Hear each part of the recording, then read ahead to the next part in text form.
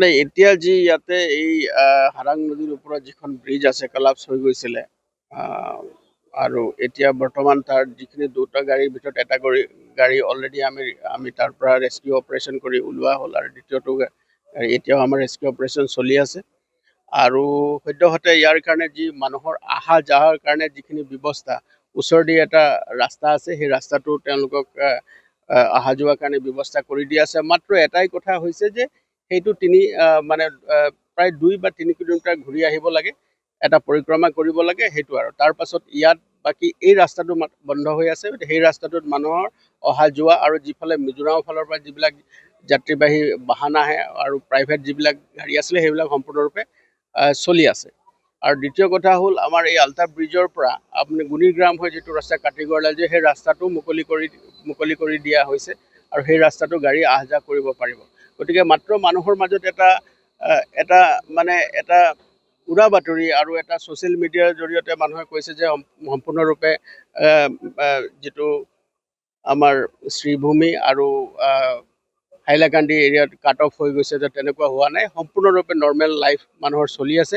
কিন্তু হয় ইয়াৰ স্থানীয় যিটো ৰাইজ আছে, ওচৰত স্কুল কলেজলৈ যোৱা ছাত্ৰ ছাত্ৰীসকলৰ মাজত এটা অসুবিধা হৈছিলে আৰু পুৱাৰে পৰা আমি নিজৰ SDRF NDRFৰ আমাৰ বাহনেদি মানে নদীৰ বাহনেদি আমি তেওঁলোকক অনা নিয়া কৰিছোঁ আৰু সম্পূৰ্ণ ফ্ৰীকৈ আমি সেইখিনি কৰিছোঁ। গতিকে তেওঁলোকৰো এতিয়া অসুবিধা হোৱা নাই।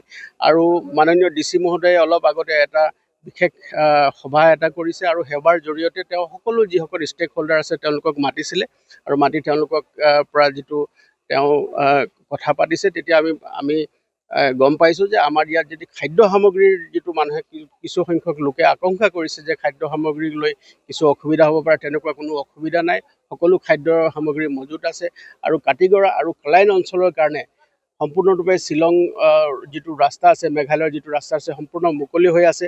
আৰু ইফালেও আমি ধাৰাংগাজা হৈ ডিমা হাছাও হৈ যিটো আমাৰ হাইৱে আছে সেইটো সম্পূৰ্ণৰূপে মুকলি হৈ আছে। আৰু ইয়াতো এই ৰাস্তাটো যিটো কালাইন আৰু শিলচৰ যিটো ৰাস্তা আছে, এই ৰাস্তাটোত দুটা ৰাস্তা আমাৰ গুণীগ্ৰাম হৈ এটা ৰাস্তা কাটিগড়ালৈ আৰু এটা ওচৰতে যিটো ৰাস্তা আছে এই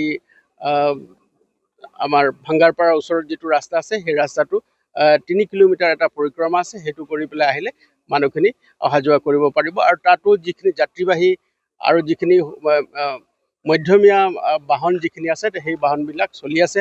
আৰু মণিপুৰ বা আপোনাৰ মিজোৰামৰ পৰা অহা যিখিনি যাত্ৰীবাহী গাড়ীবিলাক আছে, চুমু গাড়ীবিলাক আছে, সেই গাড়ীবিলাকো সম্পূৰ্ণৰূপে চলি আছে। গতিকে কোনো বৰ্তমান অসুবিধা হোৱা নাই। কিন্তু স্থানীয় যিখিনি ছাত্ৰ ছাত্ৰী আছে তেওঁলোকৰ স্কুল কলেজৰ যিটো সমস্যা আছিলে, আমি পুৱাৰ পৰাই NDRF SDRF তেওঁলোকক নদীৰেদি আমি তেওঁলোকক অহা যোৱা সম্পূৰ্ণৰূপে फ्री के আমি সেই সেৱা আগবঢ়াইছিলোঁ। আৰু पहला तो है कि कैसे वहाँ पे अल्टरनेट अरेंजमेंट्स करा जाए। तो वहाँ एक राजनगर रोड है जहाँ पे हम लोग passenger vehicles and till 10 ton commercial vehicles allow करेंगे।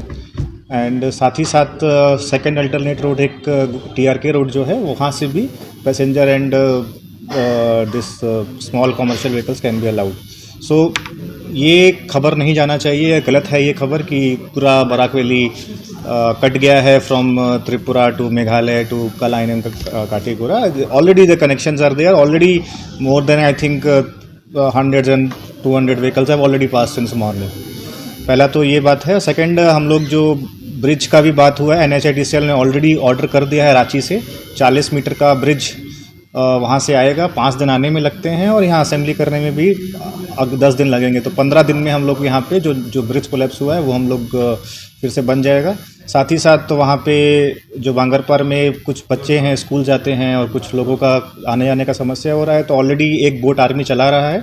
साथ ही साथ हम भी और भी बोट्स का व्यवस्था करेंगे।